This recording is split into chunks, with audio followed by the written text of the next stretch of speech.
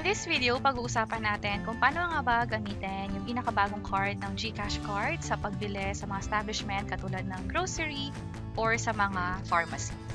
And kung first time mo sa channel na to and gusto mo pa ng mga online tutorial videos katulad nito, please click the subscribe button.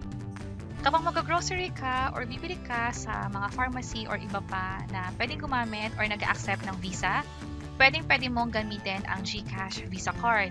Ang mangyayari is kung magkano yung balanse mo sa GCash account mo, yung nakikita mo sa app, yun din yung mag-reflect na balanse or yung magiging laman ng GCash card mo mismo. So, ang ginawa ko is nag-grocery nga ako.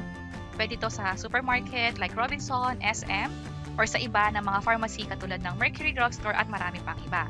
Ibibigay mo lang yung GCash na Visa card and then ipapa-enter sa'yo yung PIN code mo. Yung PIN code, sinet up to sa app. Meron kaming ginawang hiwalay na tutorial videos tungkol siya. Nung nilink yung GCash Visa card, gumawa ka na rin ng PIN code sa card mo nga. Again, gamit yung GCash mobile app.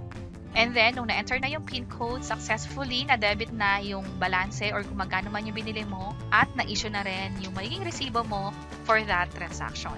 So, sobrang dali lang gamitin ang GCash Visa card. Pwedeng-pwede kang mag-withdraw, pwedeng-pwede mo itong gamitin pambili.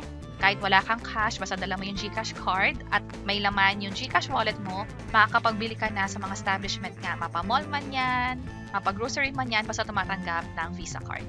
Sana nakatulong tong video na to. Kung oo, pakiclick ang like button at para sa iba't ibang mga tutorial videos pa, pwede nyong i-check itong mga nasa baba. Sana makatulong and see you sa mga next videos. Bye-bye!